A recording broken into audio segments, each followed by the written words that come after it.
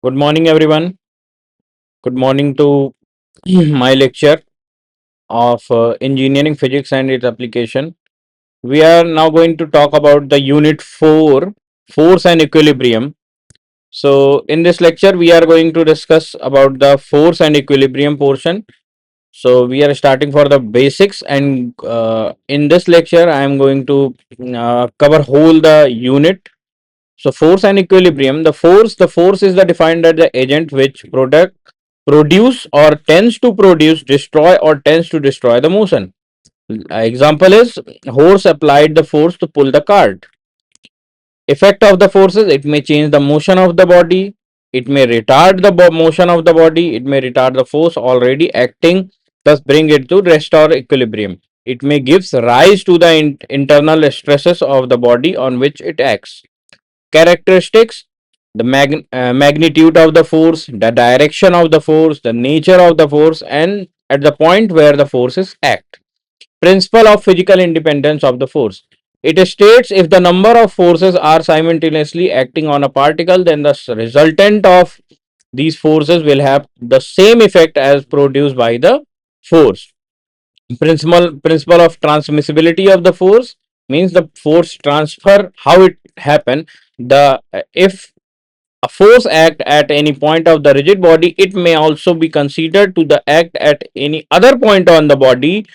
Its line of action provides this point is rigidly connected with the body. System of forces: coplanar forces, the force who act on the same plane. Collinear forces, the forces who acts on the same line. Concurrent forces, the force who meets at certain points, is called concurrent forces.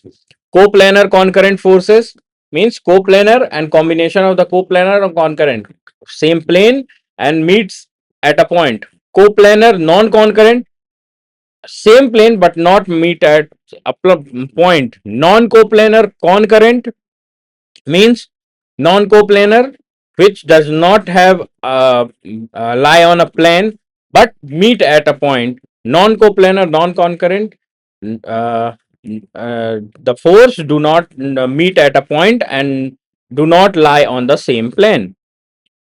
Okay, so these are the uh, a plane made by the two axes. So resultant forces: the member of forces PQ are simultaneously acting on a particle, then it is possible to find out the single force which could replace them, which would produce the same effect as produced by the given forces. The single force is called the resultant forces, gives by R.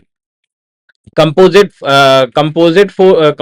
of forces: the process finding out the resultant force of a number of given forces is called the composition of the forces or compounding of the forces. Methods: there are two methods: analytical method and method of resolution. First of all, analytical method. The first law is parallelogram law of forces and second is method of resolution. Parallelogram law of forces, it is said if two forces acting simultaneously on a particle be represented in the magnitude and the direction by the two adjacent side of the parallelogram, their resultant may be represented in magnitude and direction by the diagonals of the parallelogram which passes through their point of intersection. Like this, force F1 and F2 act on a point. The R is the resultant, and mathematically R is the under root of F1 square plus F2 square plus 2 F1 F2 cos theta, where and alpha is the semi angle of this, and alpha is the F2 sin theta upon F1 plus F2 cos theta. Conditions: there this formula R equal to F1 square plus F2 square plus 2 F1 F2 cos theta have some conditions. If theta is 0 degree, so put the value of theta in cos theta is 0 degree. The formula gives R equal to F1 plus F2. Theta is 90 degree, then under root F1 square plus F2 square. Theta is 180 degree, F1 minus F2, and F1 equal to F2 equal to F is the forces are similar, so R gives the 2F cos theta by 2. This is the numerical: two forces 100 Newton 150 acting on a simultaneous particle. Resultant, same formula, F1 F2 and theta is given. The formula, put the values in the formula and you get 232 Newton is the answer. This is also a type of question. we have to find the F force. F is force. So angle, we have to find 90 minus 120 30 degree. We know that the tan alpha, F2 cos, F2 sin theta, F1. Then theta is given, alpha is given, sorry. So alpha tan 30, F2 sin 120 degree divided by 40 plus F2 cos theta. And theta is 120 degree. So we get F value of F2 is 20. Just do the calculations. These are the simple calculations. And this is also the numerical.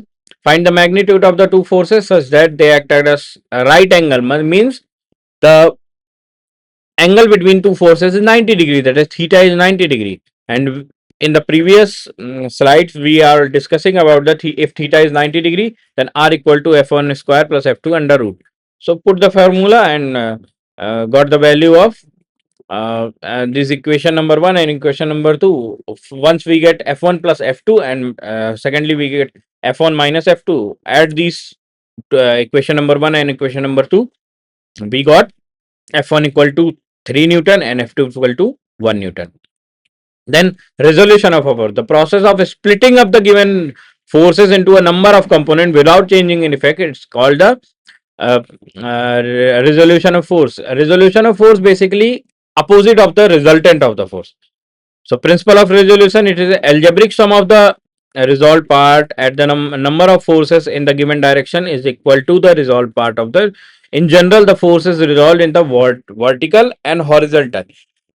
Sigma h and sigma v. This is the numerical. We have to resolve the forces horizontally and vertically and horizontally, and the values are given, and we have to put the resolved forces vertically. All the vertical force have to join and vertical component sine theta, so we put the angles of sine theta and got the value. And horizontal component is cos theta, so we put the values of sine theta and cos theta here, and we got the T1 and T2, the tension in the string 1 and 2. Method of resolution of resultant. So we have got the some steps.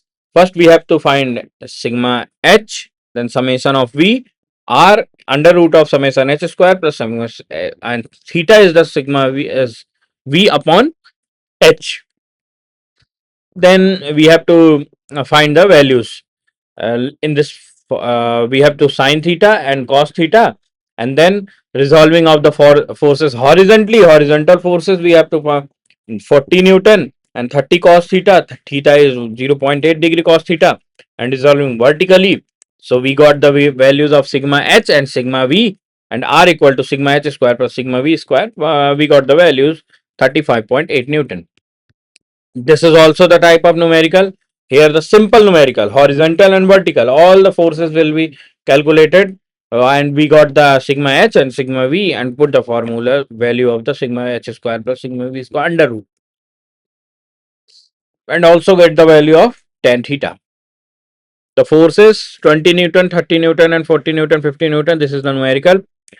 Resolve all forces horizontally, resolve all the forces vertically, and we got the value of this r and tan theta also. This is also a type of numerical. This is the solution. You have to pause this video and solve this numerical, and then after you have to get the solution of this. Then this is also a type of numerical, and this is the homework for this lecture. Bose notation, important topic. All the forces in the space diagram are named of the using the Bose notation is conventionally method which every forces load is named by two capital letters placed at either side of the space diagram. Equilibrium of forces, principle of equilibrium, two forces principle as the principle, two forces principle. If two forces are addition of two forces is equal to some one of the forces opposite and collinear. Three force principle, as per the principle, if a body is equilibrium is act upon by the three forces, then the resultant of any two forces must be equal to opposite and collinear with the third force. Four force principle, as per this principle, if A body's equilibrium is act upon the four forces, then the resultant of any two must be equal to the equal opposite and collinear with the resultant of other two. Method of equilibrium, analytical method and graphical method. Analytical method is analytical method simple Lemmy's theorem. It is stated there are three collinear coplanar forces acting on the point equilibrium. Then the each forces is proportional to the sine angle of the between the two matrices. P upon sine alpha, Q upon sine beta, R upon sine gamma are equal. So this is the proof of the. So consider we have to draw the with the help of three forces we have to draw a rectangle, and we have to solve this with this AOC equal to 180 minus beta, BOC equal to 180 minus alpha from here, and the triangle AOC we have to got basically we got the internal three angles, and then after we are knowing the triangle AOC equal to these are the equal. So this is the proof of the Lemmy's theorem. Then this is a type of numerical for the Lemmy's theorem. Just this is the question figure, and we have to convert it in the Lemmy's theorem and just got the values. Just this is the simple numerical. Just put the values in the Lemmy's theorem. Type of equilibrium. There are three type of stable equilibrium. Stable equilibrium means a ball is floating in this. If we unstable this, it will automatically come to the stable position. Unstable equilibrium, this is a type of convexity. If we unstable this will never come to its original position. Neutral equilibrium, we unstable from one place, it will stable from another place, not the same place. These are the equilibrium. So this is the lecture for the unit 4, and in this lecture I have covered all the topics for the unit 4. So thank you. Goodbye.